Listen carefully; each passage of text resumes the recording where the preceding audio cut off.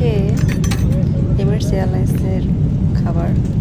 এখানে গ্রিল আর কষা কষা মুরগি বলো? কষা